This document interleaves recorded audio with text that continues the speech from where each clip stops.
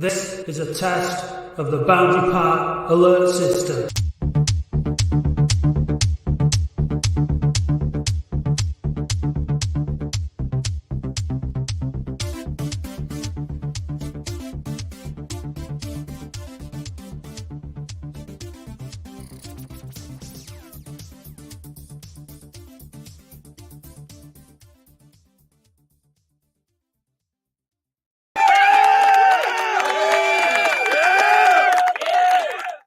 Thank you. Hello and welcome to the Latics Football Phone In.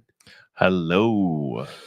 Just got to say that I did set this event for 8:30 a.m. So I might have thrown some of you. Couldn't change it on Facebook. So we are live at 8:30 p.m. as usual. Put the link in the comments. It's in the comments. It's already done. Yeah. Evening, Eddie. Eddie Corteen. Yeah, so, if you've all been texting, oh, God, do we know if the phone is on tonight? Guys, in your group text, you can put it in the group text. Yeah, it's on. We're here. We are here and we are live. All 31 of you are watching us. Yeah, well, most people watch it afterwards, Dave, because they're doing something else on a Wednesday night, something more important. Yeah. Well, a few people have are in the queue, which is good. So we've just been recording our Look at Latics show. We have for Saturday because we can't do it live from the ground, but that'll be before Southend game. We've just had the Kidderminster game, and we've just had the Eastleigh game. Yes, down in the dumps on Saturday, weren't we? Yeah, completely two ends of the scale, weren't it? Kidderminster was woeful, shocking, bad, rubbish, crap, turgid, and Eastleigh was not so bad, if I say so myself. Oh, here's an interesting question from Dave Hall. Hi, Dave. At the end of season 2, will there be a Tackle of the Season award? Well, votes are in for Raglan. I think that was the refereeing decision of it really was. If you were still doing the ref review, Dave. Play on, son. Play on. It was a beauty, wasn't it? It was fantastic. Yeah. Charlie Chopper of Raglan. I was like, oh, it's a yellow. It's a yellow. He's got a man covering him behind him. It's all right. And then I'm like, what's going on? He's not giving him a free kick. Play it on. Absolutely crazy. Yeah. So, yeah. Well, we've got Danny Fairbrother on night, so should we get him in first? Let's get him in. Oh, hi, Danny. Hi, chaps. Long time since I've been on. Yeah, it's a while, mate. Yeah. So not a long time since I've seen you. I saw you on Saturday. Yeah, no, yeah. and at Maidenhead. That's right. So, what? Another mad few days in the world of Latics. What's your take on it? I don't get our home form at all. Away from home, we murder anyone. I think we last lost October. I think it was against Fylde 3-0.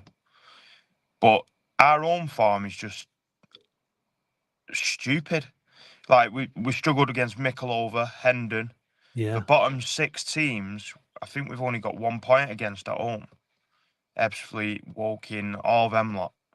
I don't get them. I do not get them.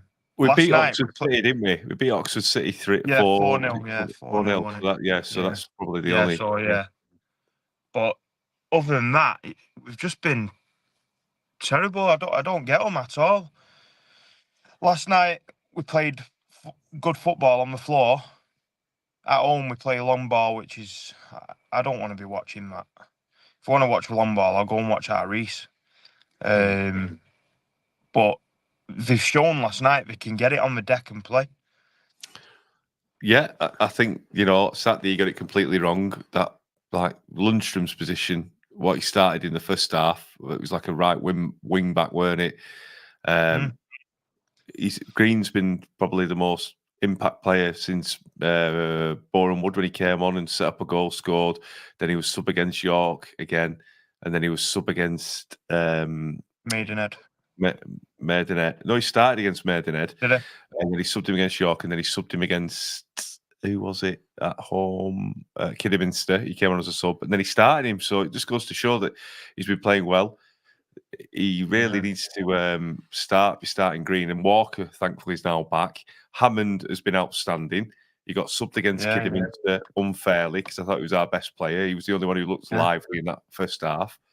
I thought we started to struggle a bit more when he came off against Eastleigh last night, to be honest with you, and Gardner came on instead, because Eastleigh did pick up a bit in the last 10 minutes of the game. But Hammond's energy, him and Sharon last night were all over the place, and it was down to Mackay's positioning. He stayed pretty much in the centre circle, and if he was out of the centre circle, he was pretty much just down the spine of the pitch most of the time. He stayed down the middle, and everybody else sort of played off him. And I'm trying to figure out as I'm watching the game, like, what's the difference? Like, why? But when Eastleigh, I think, played like Maidenhead did, Danny. They sat off us and they give us too much respect and let us play too much. Whereas, like, when teams come to Boundary Park, it seems that they're intent on not letting us do that, and they're putting us under a lot more pressure, like Kidderminster did. And so then we're struggling. Like when we played Dorking put us under a lot of pressure and we struggled. So I think some managers seem to have figured out that if they press us a lot and they get on us, then we'll start panicking and giving the ball away. But I think some teams are playing into our hands, and some teams have got us sussed out. And the big problem is that we've got to start sussing out how to beat these teams that get on us and get in our face, and that's where we're struggling, I think. Yeah, definitely. But I mean, I've been meaning to ask you, Matt, after the podcast on Monday morning. You said you don't think you think we'll get in the playoffs and that. But I think if we play like we did last night for the rest of the season, I think we'll be all right, me.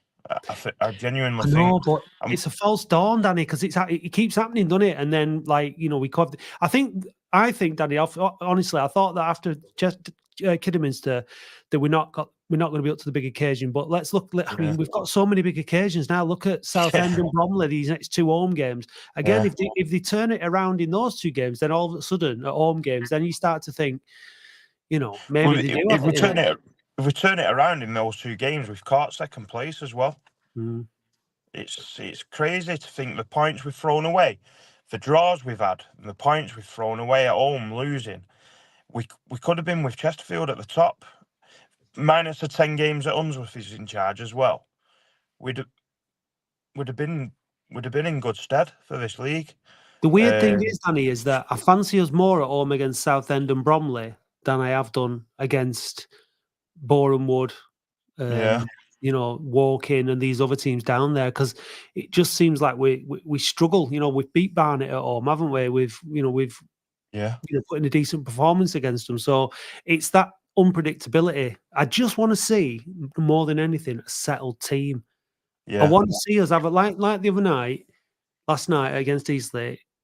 To me, it looked like it worked, and I want to see the same way of playing and the same approach to the game on Saturday, because don't be making changes now. Don't be swapping players that played well in one position and putting them in another position. It drives me mad. Yeah, definitely. Do you know anything about Norwood coming back yet? Because Mickey Mellon said in his interview after the game, he said he'll be on the bench hopefully for Saturday. Right, because that'd be nice to get him back just before, like, if we do get him a playoffs, get him firing again, because he's had a nice rest now, hasn't he? 6 weeks or something. So get him back in and get firing again, I think. I'm not really keen on that Dallas. I've not seen much of him. He's like I know he's been a substitute and that, and then he had an injury, but he's not really had a chance to get a grip on the game yet, has he? But that Garner, he's made more of an impact than Dallas has, and we've had him a lot less time. And he's been older. A brilliant signing, Danny, hasn't he? He's been, like, last night, I thought he was really good, not just in the goals, which I thought were both really, really good goals, but just his play. He was just a nuisance. Like, he keeps going down. He's proper shithouse, isn't he? He's always going down, looking for free kicks and stuff, and he wins some, he doesn't win some. He gets back up again. It's like, oh, my leg. Oh no, I'm fine. And we've not had anyone like that. And it's not something I particularly enjoy in the game, but he reminds me a bit of like Luke Beckett in a way. He's like good comparison. That he gets stuck in, gets the headers, draws the foul, and then when he gets a chance in the box, he'll finish it. What he is good at doing with his headers is he's obviously he can't out jump some of these big guys, but what he'll do is he'll get in early and and flick it back like that. Like he reads it. If the ball's dropping a bit lower, he gets forward and he flicks it back. He wins a lot of headers for someone who's not as anywhere near as big as some of these centre halves. But I think it's been a brilliant signing because straight away now we've got like you said, when Norwood comes back, if he's firing on all cylinders, we've got 3 strikers that are in goal scoring form, and that's I mean that's gold, isn't it, at this time of season? Do you think we'll see Reid again? Nah. Unfortunately, I think Mellon's done with him, but I think it's really unfair. If he's brought McGahey back, I think it's unfair. Well, I do like Reid. He's a bit lightweight and that, but he's got the speed and he's got something different. Draws defenders on, doesn't he? He's got something different, and he needs to run it. But I've free Reid. Yeah, definitely. Who was it? Callum Lang won it. Was it free Callum Lang last time or something? Who was it? Yeah.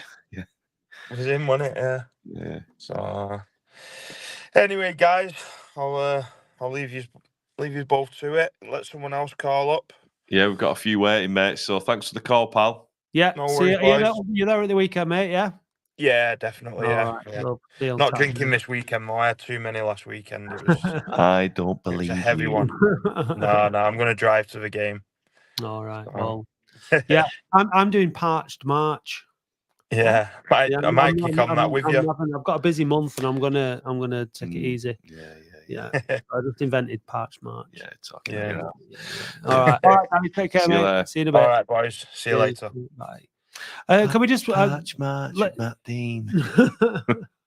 Yeah, I've got 7 gigs on in March. Ooh, so it's a lot. Like SEDC. Yeah, it's like a world tour of Brighton and Failsworth and Warrington, Burnley, Chatterton. No, it's all go. Anyway, all I was going to say was, so fair play to everybody who went down last night to Eastleigh, especially if you travel from Oldham. It's a long, long way. I thought the fans were brilliant last night. They made a right racket. It sounded to me like if they weren't in there would have been absolutely no atmosphere whatsoever. They sang all the way through the game. I thought it was fantastic. So big, massive shout out to all them. I suspect this young man was there. Let's find out. Ben Man, were you there last night, mate? Hi, lads. You all right? Hi. You? Yeah, great. Jade, yeah, with her pal. Late night? Yeah, very long day as well. Yeah. But What time did you leave? 1, back for 3:30. Right. Yeah, it's a bit of a slog, isn't it? At least we won, though, eh? Well, it's better when you win into it, lads. You know. Yeah, definitely. Yeah, you saw the photos. They all sticking into the cake there. Yeah, no, I didn't. I'm on a diet. Oh, right. Yeah. So tell us, mate. Tell us about your day, your trip, and the game, and all that. Yeah, the trip was all right. Obviously, I don't go with it. Obviously, you know myself, Matt. I run my own, but unfortunately, I couldn't do it. But the game. I thought it was again saying I was set up heavy away again. Thought we absolutely controlled the game. I thought we should have been 2 or 3-0 up in the first half. And I just want to say about Danny, what he just mentioned. Them, I can't get me thinking why it was so bad at home. Why? Tell me, Matt. Tell me, Dave. Someone please come up with something because the only thing I can think of is what I said before about teams coming to Boundary Park and just and playing on the front foot. But I think we allow them to, though, by not taking the initiative and stepping up and putting them under pressure. It seems like Mickey Mellon has not quite figured out how and who he wants to play, like week in, week out. And I think for me, you've got to find a system, and then you've got to try and drop players into those systems. So like Conlon could play where Maguire played yesterday, for example. You've got to have like Lundstrom and Sherrin in those 2 kind of pressing and harassing positions. You could potentially drop Lundstrom into one of those positions if you needed to. If the player's not, and then playing with the 2 wide players. And let's stick with this formation now. You've got the 3 centre halves. We've got Hobson, Raglan, Hogan, and Sutton. So one of 3 of those 4, and then you've got the 2 up top. I think we seem to have a way of playing. I think the away games when we've played like that and we've actually played it on the deck. See what we did last night, Bin Man. You'll notice like we were playing long balls up top, but we were getting on the end. We were getting the second balls and then up further up the pitch, and then we were playing some good football in the final third and creating chances rather than just kind of lumping it, losing it, and then dropping back. Hammond kept hold of the ball and played like the 1-2 triangles and just tried to move up the pitch. Him, Hogan, and Kitchen just made the moves all the way up that left-hand side. They couldn't contain us on the left-hand side. And then Green, to be fair, Green, Shearing and McGay sort of did the other on the other side. But, obviously Shearing's a bit dodgy with his passing, but credit to him for the first goal. He just dived in and just set the goal up, really. I thought he was really good last night. Yeah, those two shots. Yeah, that was good. I think he's a better player when he's going forward, when he's putting teams under pressure. We didn't miss Cotland, did we? No, absolutely not. When I seen McGay lined up to start, I thought, oh my God. But to be fair play to him and the special mention to Garner. Absolutely. It's a guy this size. He wins everything in the air. He's an absolute animal and he's a graft. Do you know what it reminds me of? Paul Warren. Someone else has said that in the comments here. Yeah. Flag, yeah. He's an absolute, he's a workhorse, he's a grafter and he wins everything. He contributes to goals, he scores goals, he's something that was needed. He really is. He's a proper pest. He'll do the dirty work, won't he? I noticed at the end. I noticed at the end of the game, like right in the late 80-something minute, just getting stuck in up the pitch, putting tackles in. Like he just did not stop working. And you know what? As well, like I think it's always really special for a striker, especially when they sign for a new club and they start scoring goals early because they start to enjoy themselves at the club early. And it looks like when those goals have gone in, the way he's celebrating, that he was absolutely buzzing. And it's coming in just at the right time. Like if Norwood can come back on whenever he plays, whether it's Saturday, Tuesday, or whatever, get a goal early again, settle himself back down. It could be great, couldn't it? Those three forwards all firing. Fondop looked flat out though, didn't he? He looked flat on his feet. If we could get Norwood in for Saturday, get him in, pay him up front with Garner, give Fondop a bit of a rest. I think start Fondop and bring Norwood on, I think. If he's fully fit, I understand if he's not fully fit. If he is fully fit, Dave, Norwood's the first name on the sheet. Yeah, of course he is, yeah. He is. And then it's one or two of the others, because we haven't seen Garner and... Have we seen Garner and Norwood play? Yeah, they did in the first game. Absolutely, yeah. But I mean, that was he's come into his own a lot more since then, Garner, and so. But I think it's all comes down to this midfield again. This midfield three, and I just Miguel made it look easy last night because I don't think he was put under the sort of pressure that some of the midfielders, other teams' midfields, put us under. But his discipline was just really, really good, and I think that's why we looked a lot better last night, I thought, because compared to what we were like at home, we just had far more discipline and shape and kept it. And we were just more difficult to break to compete against. It was just so much better. The real frustration, of course, is what's going to happen Saturday, Tuesday. Yeah, I think set up the same. Don't change it. Set up exactly the same. Obviously, I know you said bring Norwood on, but I would go exactly the same on Saturday. We absolutely battered them in the first half. Battered them. It was brilliant to watch, and I thought, like you said there, Matt, the midfield, it's not been good all season, has it? It's not. We've brought in additions, and some of it's still not working. It didn't work on Saturday. Some had to change. We couldn't go in with the same team on Saturday. But it helped with them getting a man sent off as well. It was so open last night. That's why I thought we should have brought Ethan Walker on. What minute was it? Can't remember for the life of me what it was, but I thought we should have brought him on a bit earlier because I thought their defence was absolutely knackered. Did Walker come on? I can't remember. I'm pretty sure he did. No, did he not? No, he didn't. You're right. Dallas. Yeah. I'm scared of Dallas because Dallas has got pace, but Dallas isn't really fit. And I think that Dallas, everyone's saying like, oh, he's not done much. He's only had 10 minutes here, 10 minutes there, coming on in games where either the game's like 2-0 up or 1-0 down. We've got no, the fans are all on your back. He either needs to start a game and get going, but he needs to be fully fit. I think he's going to be a different dimension, potentially against an Halifax who've got a slow defence. I think he'd run rings around him if he got his chance, a bit of pace. But again, we have to play the game that suits, don't we? Not this hit and hope tactic. It's because Kidderminster was just rinse and repeat, get it forward, get it forward, get it. It was just so dull. It wasn't working.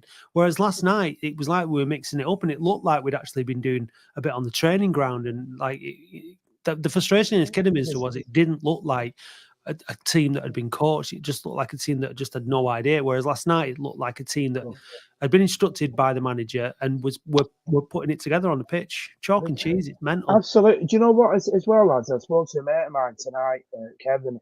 Well, I was saying to him, and he says it every week, and he's absolutely right. You'll know in 10 minutes whether we're going to win that game of football. Mm. And it's out on Saturday. It told on Saturday. You could see in 10 minutes we're not going to win this. And last night, 10 minutes in, I thought we're going to win this. And it's you can just tell, can't you, how we are going to play and how we're going to see out the rest of the game. We need to change that. Yeah, mate. Yeah, well, cheers, big man. Thanks, mate. Yeah. I hope you get an early night tonight, won't you, after last night's efforts? Absolutely, mate. Don't go to bed before this show finishes. Of course you won't. I'll go about 9 o'clock. Yeah, good man. Nice one, mate. See you Catch up with you, mate. Yeah. Bye-bye, mate. Bye-bye, mate. Right, let's let's bring in someone who took some Pompey fans to the game last night, I believe. Very nice. Andy. Oh, hi there. How you doing? How you doing? Yeah, it's good last night, wasn't it? Yeah, you were there, weren't you? Tell us. Yeah, good go. First of all, I want to reiterate what you said. The fans were superb last night. Really good. I mean, I was at the Maidenhead game as well. There was more of us at Maidenhead, but blimey, did they make some noise last night? It was really good. Yeah. And I know my friends were really impressed by it. They were joining in and stamping their feet and getting a bit carried away, to be honest with you. Brilliant. So that was, pretty good. They want to go to another game as soon as they can, but unfortunately, I'm not going to be able to go for quite a while now. I think it's going to be Oxford, the next away game I can get to. I would have gone to Aldershot just up the road, but I'm occupied that weekend. So a bit sad about that, but never mind. I just wanted to say a couple of things about the game last night. I thought, the team was really good. Probably the best of the ones I've seen so far. Certainly for the first, what shall we say, apart from the last 15 minutes, I guess. And then it was getting a bit nervous at the end, wasn't it? Although we said, we all think they really deserved to win. They were on the front foot for most of the game, and there was large periods where Eastleigh were just pegged back and they just didn't know how to get out. It was really, really good. Hammond, there's a couple of things about Hammond. Really good on the ball, but his work rate off the ball, it was what was giving McGahey the time to make the passes. Yeah. So he was dragging the players all over the place, and it was opening up space, especially on the right. It was on the left, rather, the kitchen. He took those, he was moving players about all over the place, and they didn't know where they were going, and they were knackered by the end because they were just chasing shadows.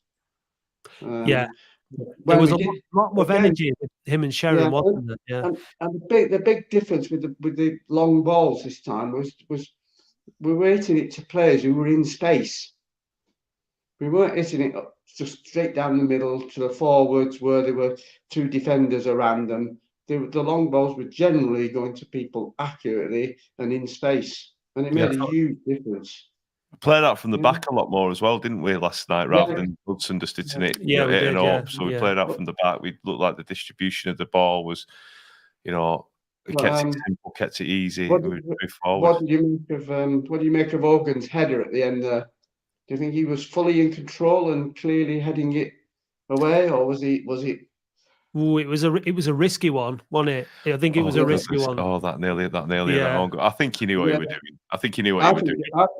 It's really difficult to tell, isn't it? Where it all depends on your perspective and where you are in the ground, what you can see. Because from where we were at the other end, you're thinking, my God, that was close. But it could well be, exactly what he was doing. I didn't see the Eastleigh fans sort of, head in hands thinking it was going to go in. I think they knew he'd put it in. What he was doing. It was a danger area, and I thought it was a good defensive header. It made it look a lot worse than it did. Like even on the first glance when I watched it on TV, I was like, bloody hell! But then you actually saw him before he was going to head it away. He's actually turning his head to get it away from the goal. I think it was a really good defensive header, and again, I think he's been brilliant these last few games. I thought he was one of the best players against Kidderminster as well. Putting him up front was a bit of a non-starter, but he's definitely, he's starting to step up to the plate in my eyes. I'm a little bit concerned about that last 15 minutes, though, because I think against a better side, we could have come unstuck there, because it just seemed to go into, we were in so much control, and then they got a very good goal, but there seemed to just be a slight amount of panic at the end. I think honestly, I think sometimes like you can understand why Mellon wanted to make substitutions, but I think the substitutions were what caused it. I think we were in complete control. Fondop coming off, probably a bit knackered. It was Hammond coming off for me that was like you said, what he was doing all the game. He's 20-year-old. He should be fit as a fiddle. So there's no reason why he shouldn't be able to keep all that energy up. When Gardner came on, I was watching him. He wasn't doing anywhere near the amount of work that Hammond was doing, and I think that's what allowed them back into the game, unfortunately. So yeah, I mean, you're waiting for it, aren't you? You're thinking, oh god, because I keep thinking back to when the opposition go down to 10 men, that Altrincham game when we were 2 up and we at home and we drawing 2-2. Ended up drawing 2-2. So you're never safe. And like you said, that header that could have just been. I just want to say something about their goal as well, because I thought that it was a great strike, but if you watch the defenders, I can't remember which defender it was. He got turned really easily, and then as the Eastleigh player turned into space, there was just like a horseshoe of 3 Latics defenders and another one next to it. 5 Latics defenders, and none of them got near him. None of them closed down the space, and I thought that was a bit disappointing. But similar to the goal against Kidderminster, wasn't it? Where he just went straight through. Yeah, just sort of like through the middle, and nobody went to him at all. Yeah. Just those little things like that, and those 3 set piece goals that we conceded in 3 games. Against better opposition, we're going to struggle if we keep giving away things. We've got things like Chesterfield coming up and Bromley aren't on a great run, are they? But last night we just needed that 3rd goal because their heads were starting to go down, and to me it was a good goal, and it just lifted them. And I think if there had been 3 down, they wouldn't have even conceded that goal because their heads were starting to go.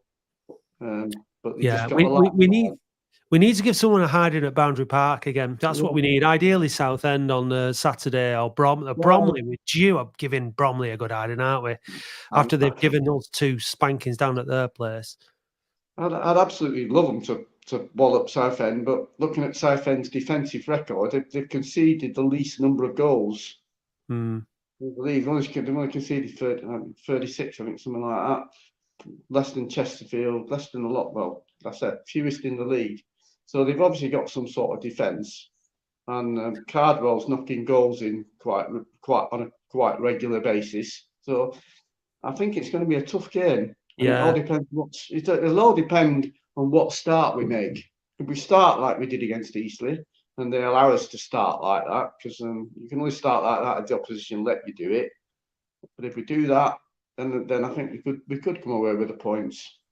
But yeah, well, we need to turn the corner at home, don't we? So let's keep our fingers crossed. Right, we've got a few more callers lined up, so we'll move on, Andy. But yeah, it was good to meet you at Maidenhead, and thanks for calling in. Yeah.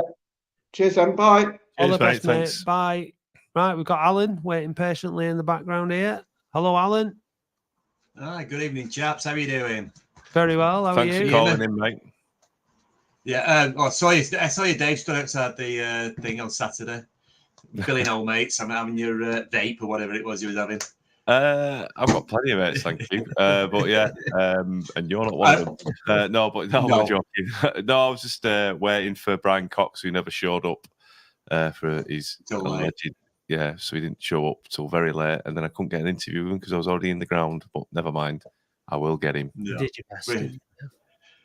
Right, bit controversial here. The one thing I find about the home and away, I was there last Saturday and I watched last night. The one difference between the two is the fans, the home fans and the away fans. Now when I normally go with the missus, we normally go in the hospitality, and you get to a rep that was offside, whatever, this, that, and the other, but it was pure vile down by the actual touchline. Right. The actual some of the guys down there were giving it was verbal abuse. Now I wouldn't put up with that at work. You wouldn't put up with that at work. So why should the football players have to put up with it? The linesmen, they were being so personal about the guy, it's unreal. Now, if we'd have had a 50-50 on a goal, he's going to say, "Sod you, lot behind me. It was offside." Yeah. So we're not doing ourselves any favours. So that was in the North Stand, was it? No, that was in the that we actually ended up in Joe Royal stand, but right down by the front in the Joe Royal, yeah, section B. Right. Yeah. Look, I mean, it's as old as football, isn't it? People giving people abuse and stuff, and I've always said it that, like, you know, you can abuse another team, you can abuse other fans. There's a limit, there's a level, isn't there, of, like, I think what's acceptable, what's not. You got a bit of giving each other a bit of stick and all that. But I think when you start targeting individuals and making it really personal, you know, especially if they're on your own team, like, it's just. Yeah, let's say there was one particular young lad. He must have been in his 20s. He was on a right go at kitchen all night. Kitchen, I call him, man. Yeah. Yeah, he was having a right go at Kitch all night, saying basically, "You are effing useless. Get off the pitch. You're stealing away." And it's just not needed. I wouldn't want to go to work in that kind of atmosphere. Did anyone in the stand challenge the behaviour? No, because there's grown men doing it as well. It's. I will never take my missus into the cheap seats again. I've said it before. I'll say it again. The home fans, some of them need to really take a good hard look at themselves.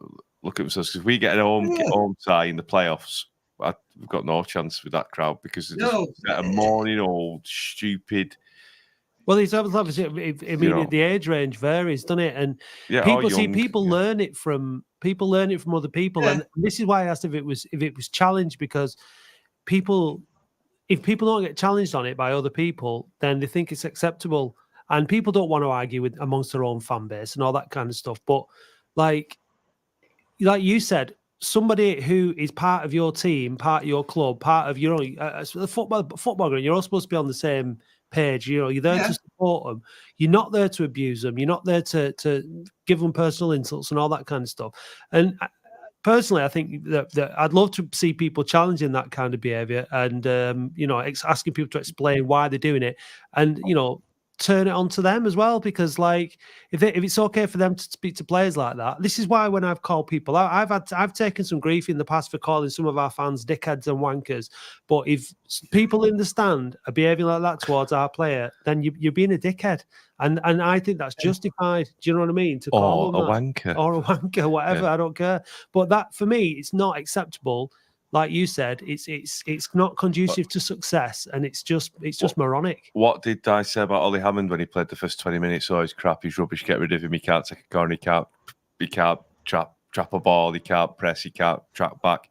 Look at him now, last 2 games, 3-4 games, he's been our best performer, because we've got idiots in the crowd, old, young or indifferent, who just think that we should be seeing Real Madrid every week. You know what I mean? It's just it is stupid. For a reason, because we've had years of lack of investment, mismanagement, and disorganisation. But we still expect to see Galactico football and everyone spraying the ball around, and Oldham winning by 4 goals. Like, put it back when we're on plastic. Put it back when we're on plastic, and put Andy Ritchie up front. We're all gonna get a grip of yourself. We all moan, and we all go, we groan, and misplaced passes, and and I think that's fine. Like, that's normal. Like, and getting frustrated is normal, because it's hard work sometimes. But giving players from your own team abuse and verbal like that, I just don't get it at all. And I'll tell you what, if they wouldn't do it if there wasn't the boardings in place and they weren't face to face with us. No. As they get leathered. If they did it in the car park out the back after the game, they wouldn't do it. They wouldn't do it because they feel that there's no consequences to doing it. But I feel like there should be some consequences, to be honest. Well, the thing is, we should give the stewards a yellow and a red card each. Hear them once, yellow card. Hear them twice, get out. That'd be fun to see. That'd be fun to watch, wouldn't it? See how that went down. Give me the red and yellow cards. Oh yeah. We all have our little moments, and we all have our frustrations and stuff like that. But I mean, if me and him start, we're at the back of the Rochdale Road, and the players aren't going to hear it, and you're saying it sort of amongst yourself. But like you said, if they're down the front and they're leaning over, and they know that the players can hear it, I think it's a different story altogether. Well, these 5 guys I was sat next to, they were actually in my seats when I turned up there, but they are season ticket holders. But they're not actually sat in their season ticket, but that's the place they sit together, the 5 of them every week. And all they did, there was one in particular, but there was at least 2 of them were giving it the old mouth all the time. And it was embarrassing. And we don't need them. Basically, we're supposed to be a family club. I wouldn't let my family hear that. Yeah. If any of those people are watching, or you want to give us the names, please Alan, give us a call. I don't know. There might be a photograph because they did the guy walking around took the photographs and we all stood up, giving a standing ovation to Frank, and there was a 5 at the side of it. So yeah. But if anyone watching does, it's the same on. Sorry. No, I'm just saying if it's anyone the same on Facebook, isn't it? Oh yeah, totally, yeah. People give it out all the time. Yeah, but look, I mean, if you feel that kind of stuff is appropriate and you think it helps to motivate players or whatever, give us a shout, call in, and let's have a chat about it. But I think the majority of us would feel that it's not helpful. Well, put it under the shoe. If any of these guys that are giving it all the mouth have got kids and their kids are playing football, and somebody give it to their kids in the same way that they give it to our, I know they're grown-up men, but nobody should have to put up with that in no day or age. The grown-up men with the brain of children. So yeah, people don't even that. We've had it though. Enough. When Unsworth was in charge, and a lot of the fans really hated him, like in a way that I didn't quite understand, because it's not like he's a war criminal or anything, but like if people say he was a football criminal, and I can whatever, but like and this is what we had at the time, because some of the language and some of the abuse and some of the anger and vitriol that was going out there I felt was going too far and was counterproductive towards the success of the club and all that. And that's when I started getting a bit of grief then for sort of targeting those. Because what happens if you target those people who behave like that, they generally can't take it. They can't take the abuse themselves. And it's like, it's all right for them to dish it out, but often they can't take it back themselves. And I don't think that there's always people say, I pay my money, I can say what I want in a football ground. Well, that's not the case. It's not, if you said that anywhere else in life, someone's going to stop you. You're going to get, in trouble, arrested, kicked out, whatever. And I just don't think, like you said, they're at work doing their job, and they shouldn't be abused in that way. Yeah, no, they shouldn't. It's total diatribe what they're doing, and it is wrong, out and out wrong, and we should get rid of them. Basically, that's just my point of view. Maybe not everybody's point of view, because a lot of people think it's the right thing to do, but I just don't. Well, if you kids can't hear what you're saying. Sorry. Well, no, I'm just going to do this for that call. There you go. Thank you. Big round of applause. I think that's fair. I think it's something that people are intimidated by people when they're being aggressive and being that kind of way. So I understand why people don't sort of say anything but look, it's something that I think we need to get out of our system at Boundary Park. Our players, they might not always be the best, or but there are players, and they will respond better to encouragement than they will to aggression. Yeah, of course they will. Everybody does. Yeah, exactly. You can only whip somebody so long before they actually go down, can't you? Yeah, exactly. Well, that's it. Yeah, you take a lot of whipping before you go down, don't you, Dave? Oh, I like it. I like that one right over you then. I'm getting now. People they learn it from their parents, they learn it from people above, and they think it's okay, and it's not. So let's try and get rid of it at Boundary Park on Saturday against Southend. Look, if one of their players is going to take a corner, take the mickey out of him by all. You can do. Again, keep it within a certain, certain decency. I think do it with a bit of class. Say something that's witty. Well, be witty, not shitty. Right, okay. Yay! Yeah. So get a banner made. Sorry, Matt, I'm just going to do this for you. Sorry. All right, lads, I'm getting off. Let somebody else talk now. All right, good call, Alan. Cheers, thank you. Cheers, mate. Cheers. Take care. Bye. Let's hang on a minute. Let's we've got which one? Yeah, this one. That's the Ibby intro. Hello, Ibby. Evening, guys. You all right? Yeah, we are, mate. You? I'm all right, Sexy Dave. What a good win last night. I thought Joe Gardner was outstanding and Hammond. Yeah. Yeah, they've brought something new to the team over the last few weeks, I think, apart from at home, obviously. But like, yeah, we've seen. Yeah, look, and the thing is that these are Mickey Mellon signings, aren't they? So I think what you have to remember with these signings is they're not all there to replace the previous players. They're there to enhance the squad, enhance the team, and bring something more to it and make it better. And I think that those two players coming in have shown that they can improve the players around them and make them better. And that's what it's all about. So I've been impressed with them. Yeah, I was disappointed on Saturday what happened, but we need to change our home form because we need to work something on that because we need to start winning games regularly because we need to cement our position in the playoffs. Yeah, we do. It's still pretty tight in there, isn't it? You got Halifax creeping up behind. You've got Aldershot. Yeah, it's just very, very close, very, very tight. 11 games to go, and we've got a tough month ahead, haven't we? We've got some really tough games. Absolutely, guys. The next few games are very difficult. I'm looking forward to them. I can't I can't go to any of the far away games in March, but I'm looking forward to the home. Looking forward to Chesterfield, and we've got Rochdale coming up. Halifax. Altrincham. We've got some good games, and and we're in the Saturday will be a difficult game, Matt. Well, we own one, don't we? We own. They beat us 4-0 on the opening game of the season. We owe them that. Like we've got to. I don't have any teams done the double over us this season so far. Not sure if they have off the top of my head, but we don't want Southend to do the double on us. Bromley couldn't they? But they still did. Yeah. Well, that's the thing. These two teams have already beaten us at their place. Actually, it was the first game of the season under Unsworth this season. We got 4-0, and it was Unsworth last game, wasn't it? The 3-0 at Bromley. So, but I think things like that are a good indication of seeing how far we've come when we're playing the same teams. We've conceded 7 goals against these two teams earlier on in the season, so it'll be interesting to see how far Mickey Mellon has brought us when we're up against these sides. Are you confident that we'll pick up maybe 4 points over the next two home games? Do you think we can get 2 wins, or do you think we're going to really struggle a bit? No, I think things are looking positive.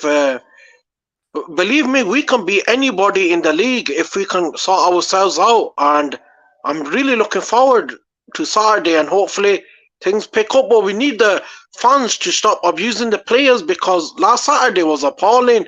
The language that was people coming out with was unbelievable, and it doesn't really help the players, really. No, it doesn't help anybody. It really doesn't. And I think there's a lot. Like when you spoke to Joe Royal, Dave, at the weekend, like you didn't, it was only a minute or so, but he said about like you asked him if Latics were a sleeping giant and if we were going to, we were on our way back up, and he was saying how, we're getting there slowly, and there's lots of work to do. There's lots and lots of work to do, and you'll never change everything instantly, but I think winning breeds positivity and getting better players. But look, I mean, you can see it at the top level. You see it at the top level in the Premier League where fans are abusing their own players, and they've got like international players and brilliant players, and they have an off day and they get on their back. So I've always said this: it's not really about that. It's more people taking their own anger and aggression and they're using the football as an outlet to channel their aggression. It's not really about the players. It's not really about that. They're just using it as an excuse to let to make themselves feel better and offload some anger on somebody that doesn't really deserve it. And that's what annoys me about it, because the players don't deserve it. They don't deserve that level of abuse at any club from anyone. How do you think we'll get on against Southend, Ibby?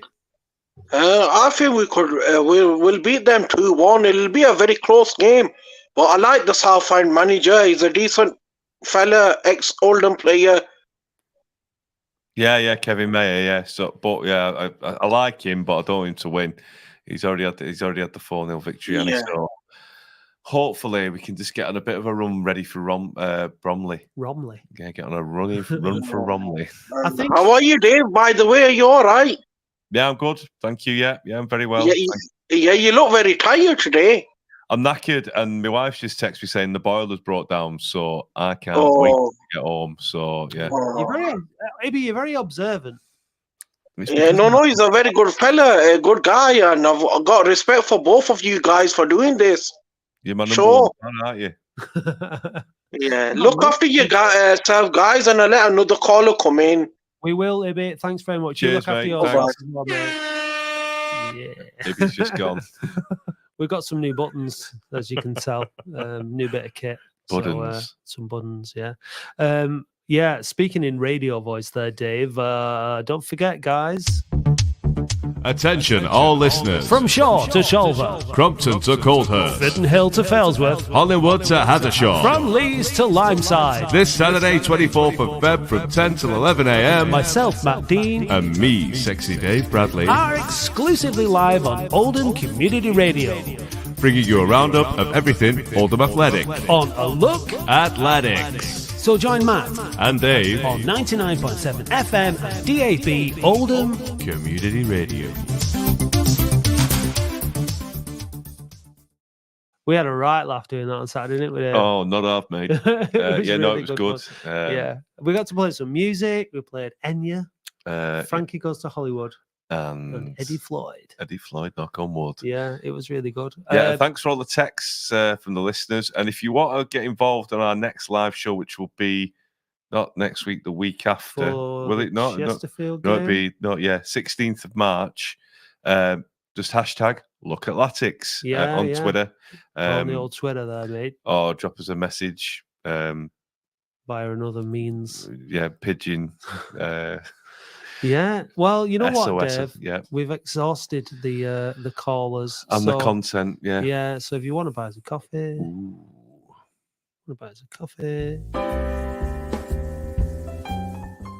So now, Dave, fans can buy us a coffee. How do you like your coffee? Like an ice cream, white frothy latte. Latte. So if you want to buy Dave a latte, then you can go to buymeacoffee.com/OAFC podcast. I'll just take mine black.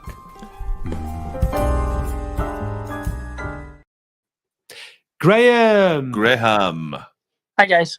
Just sneaking in there. Your beard's come on leaps and bounds, hasn't it? Yeah. I'm growing it back again. Even though Yeah. it's funny. I can't imagine why you'd want to shave it off in winter up there, mate. I know. So tickets booked. The game ticket booked as well. So me and my mate Gary are down on Saturday. Nice one. Good stuff. Well, we need to put a win in for you guys then, don't we? Coming down from up there. The only thing is, we got tickets in the Jimmy Frizzle.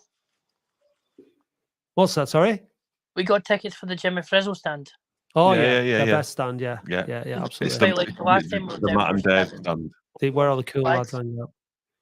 Sorry, what's that? Talking over you. What you say, mate? The last time we were down, we were near the guys with all the flags. Oh yeah, down near the Atleticos. Yeah, I had to stay up for the game. It's the place to be, mate. Standing up there, singing. What you have to be careful because shoes tend to go flying around and things like that. It's a bit random. I'm at the very back, so I'll be mourning at the back. So if you just see me up there, but I won't be mourning at the players. I'll be mourning about things, general things. But if we're winning, I'll still be mourning with your brother, won't I? Oh, I mean, have you ever heard anyone go on like my brother? No. I mean, it's. Oh, actually, yeah, my wife. Honestly, Graham, it's just soul crushing. Thank God, I just like it's like go to an away game with him, and then you get in the car. It's like, come on, man. There's got to be something positive you can take away. Yeah. Thing I can say what I want about him because he wouldn't watch anything that I do anyway. So, but yeah, he's a right grump. But yeah. Yeah. Anyway, so hopefully for him, for my brother, a nice performance. Yeah. He has high expectations. Let's just put it that way. How do you think we'll get on against Southend, mate? We're not due to give them a 4-0 drubbing. 4-0. I think so. I think we need to pay them back for the 4-0 hiding that they gave us. I hope you're right. Make them score 2 of the goals ourselves. I don't care who scores them. I don't care who scores them as long as we win. We've got to turn it. Like I said before, I'm more confident against Southend and Bromley that we'll pick up points than against the lower ranking teams. I think we're more likely to pick up, like I say, Chesterfield. We'll win against Chesterfield, but then we'll go out against Dorking and probably lose 1-0. That's the kind of mentality we're in right now. I hope that. I mean, yeah, beating Chesterfield. Oh God, that's going to be stopping them going up. Yeah, great, there should be a good atmosphere at that game. I've been off for the last couple of weeks of work, about the last 5 or 6 weeks. I haven't been feeling great, but I've been watching Oldham games Tuesday, Saturday. And I don't understand why we don't play Green. Some games we bring him on as a sub. Yeah, I said that, but he started last night, and he started. Oh, he was brilliant last against Maidenhead. We win when he starts, so it just beggars belief. 20 minutes. I mean, like you were saying on the pod the other day. Just, I mean, and Hammond. I'd have brought my what I was saying yesterday during the game was it coming towards the end. He was making substitutions. I would have brought Green off me and put Gardner or Walker out on the left and left the centre midfield as it was. But look, we can't complain if we win. It's it's like on Saturday, like when we were talking about what to ask Mickey Mellon when we go in for the post match interview and stuff. Like if they get a couple of goals, it changes, doesn't it? Because at the end of the day, if you win the game, you've won the game, and that's all that matters ultimately. So it's the same with Southend and Bromley. I don't care how we win it, by hook or by crook, but as long as we win the games, but we've got to win it by trying to play football and not just reverting to this ridiculous long ball, giving it away. It was Dom on the podcast who said at the weekend about how it's just so random. There's so many variables can go wrong when you just hunt football. There's a lack of control, and he was bang on. It was a great point. Like that's why the game has changed and evolved away from that. Yeah, I was watching the game the other night when we hoofed the ball up to Hogan a lot, and I had to go on Football Manager a couple of minutes later to figure out if Hogan actually played the positions or he was just a defender. Yeah, it was baffling, wasn't it? It was just baffling. Different positions, like I'm like, he's a defender. Why is he up in the corner there? I said, if you're going to play somebody up there, why not push one of the midfielders out there? Yeah, it was like we said, it's just a desperation calls for desperate measures and lack of ideas. So when are you coming down, Graham? Are you coming down on Saturday or on Friday or what? My mate's working Friday, so we've got train tickets from Glasgow at 9 in the morning. We'll get into Mills Hill for about 1:30. Yeah. And then we'll get the bus from Mills Hill through into the town by the bus station down towards the hospital. Yeah. And then sadly, we're not hanging about too much after that. We've got the train back from Mills Hill at 6:30 back into Glasgow. So proper away day for you then. That's it. Straight round to Brilliant. Glasgow. Yeah, that'd be good. Nice one. Well, listen, if we don't get to say hello to you on Saturday, have a great day. Did you catch us on the DAB up in Scotland for the Oldham Community Radio, or have you got an Alexa? Because if you say play Oldham Community Radio, we are on from Saturdays 10 till 11. So you can also catch up on Mixcloud. By the way, if you go on Mixcloud, we're on there. I'll have a look. Last week I tried to my son. Say again. I tried to tune in last week, but my son, who is autistic, wanted to do something, so I didn't get a chance. Oh but well. This week, you can all get it on catch up, mate. So yeah, as I say, it's. I did have one question before I went. Yeah, go on, mate. Alex Reid, right? Is he going to be punished forever? Are we going to cut him to save wages, or is he coming back into his fold? I mean, because if he's not going to play and we're paying him, we may as well just get rid of him.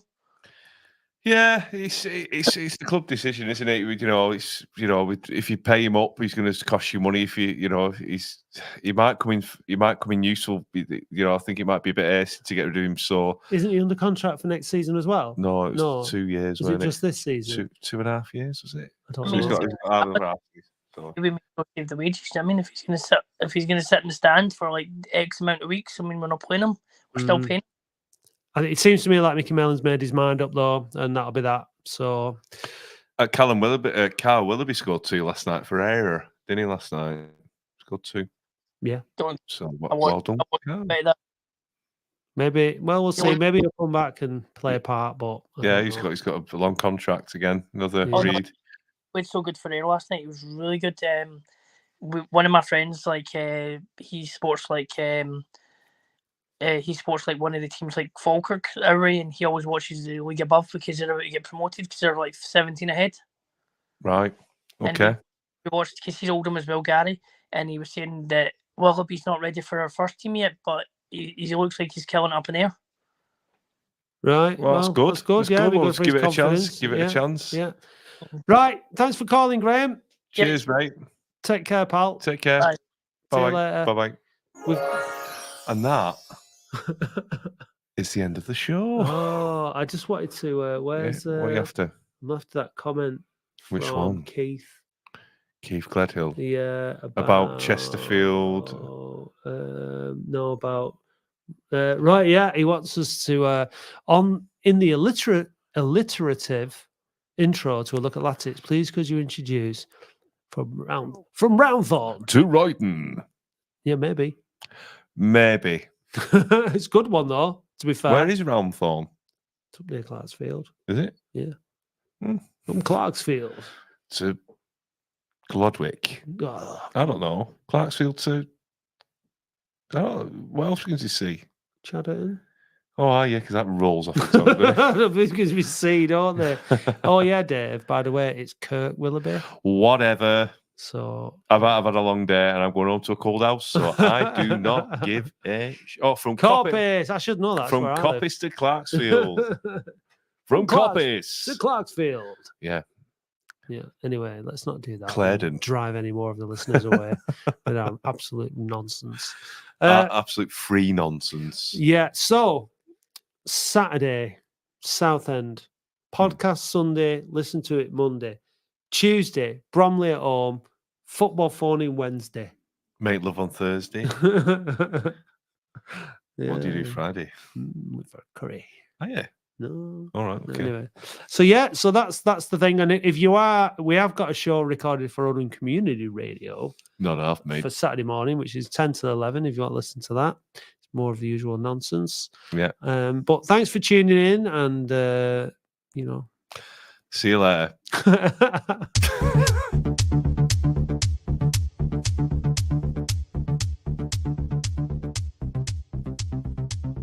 Thank you for listening to the Boundary Park Alert System, a QPod production hosted and produced weekly by Matt Dean, Andy Halliwell and Dave Bradley. QPod is Oldham's only dedicated podcast production company, and if you'd like to learn more about how podcasting can help take your brand to the next level, visit kupod.co.uk.